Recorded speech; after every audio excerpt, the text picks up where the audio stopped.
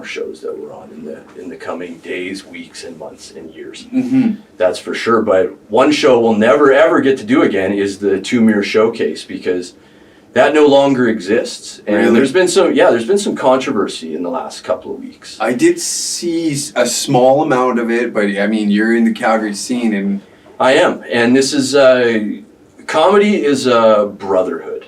yeah, Even if you're a woman, it's a brotherhood. right. This is something that, you're a part of. We're all in this together. Mm-hmm. And this ain't for everybody, and those that know. Real recognizes real. And steel sharpens steel. 100%. So you want to associate yourself with the best and the brightest as much as possible. And Brett Forte is a tremendous rival of mine. I have incredible respect for him, and he's a rival. I love to compete against him. And he's bar none the finest young comedian in Canada, maybe even in North America, by far. Like, his professionalism is beyond anything, and he got into some hot water recently. I did see that. So he has a joke, and he's been telling it for 4 years, and it's the punchline is East Indiana Jones, taken from a newspaper story from a Sikh man that rescued a lady in Kamloops a number of years ago, used the fabric from his turban, and brought it in. And Brett tells this joke forever. And recently in Calgary, there was some Sikh gentlemen that rescued some young kids that had fallen through the ice, and they used whatever they had to get these kids out and save their life. Right. And so Brett goes and hops on the news story and does a joke about it. Well, somebody out there does a hatchet job on him and edits together a small segment, and they preface it with 1990, some guy in Alberta complaining about turbans being in the RCMP.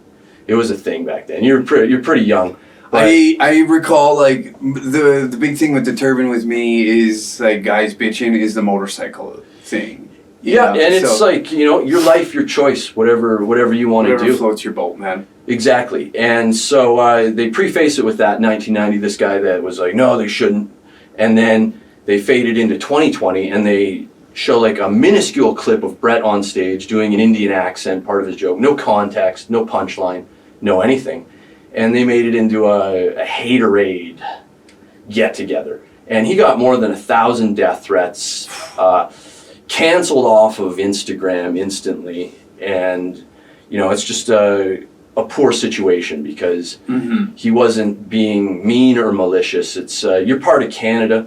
We're all here to laugh. Yeah. It's a form of acceptance. I will say, like, too, even in the bit, I've heard the bit, Yeah. and he praises the man, 2, 3, 4 times by calling him a hero, and Probably 5. I haven't heard the joke in a while. But Yeah. it's a great joke, and it always does well. And for them to take him down for that kind of a joke was just kind of obscene and unnatural. It's self-censorship and whatnot. And so this happens to Brett. And CBC, he was recently profiled as one of the top comics in Canada, CBC. They yanked his profile down, his special, everything gone overnight. wow. Just, within like hours of this thing going on. And then a few days later, this happened on November 3rd of this month. Yeah. That's when Brett got canceled. And Don't you hate how that sounds? Sorry, I don't mean to cut you off, but don't you hate how that sounds? You I got do. canceled. I do, and that's the thing, is it could happen to any one of us out there. Anybody. They can take something and misconstrue it till the cows come home, especially comedy. Oh, big time. Yeah, it's a travesty. It's There is hours and hours of shit that I have said that it's just, all we're missing is that cigarette lit at the gas pump, and it's a kaboom, baby.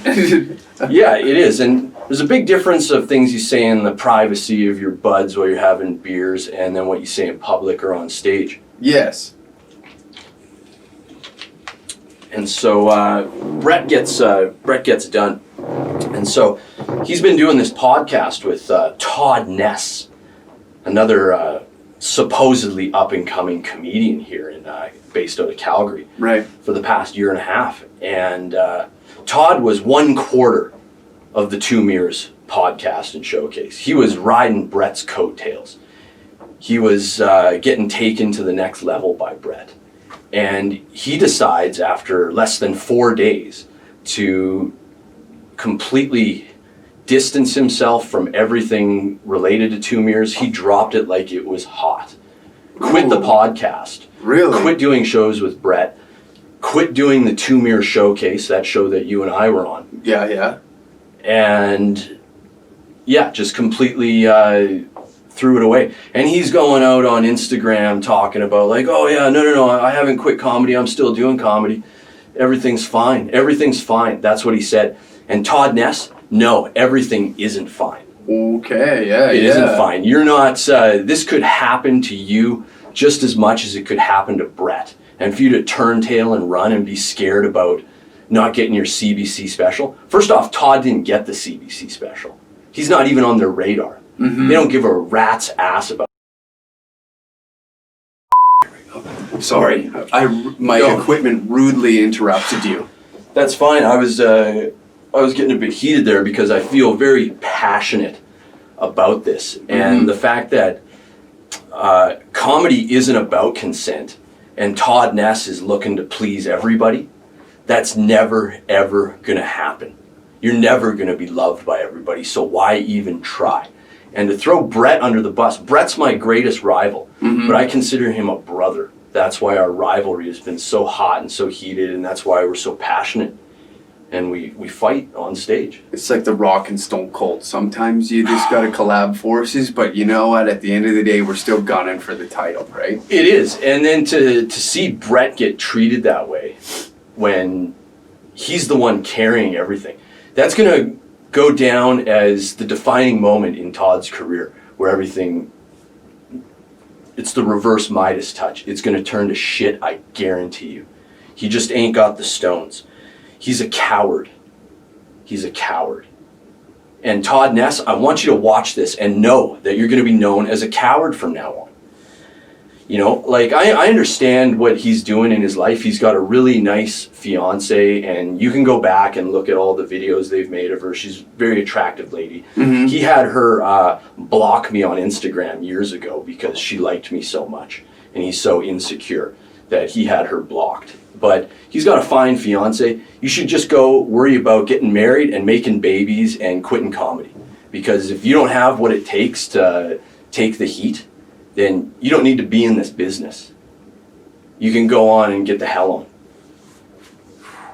Yeah. It's a hot take right there. It is. It's a hot take. He's saying that he'll still do shows and still come around. But what happens if Brett's on stage? Are you going to wear earmuffs? Earmuffs and a blindfold and maybe a diaper? Absolutely embarrassing. So with this now, like you said, comedy's a brotherhood, right? Yeah. So when something like this happens, does that rumble up? Like obviously, a lot of you guys call Yuck Yucks home in Calgary. Does that rumble it up a little bit?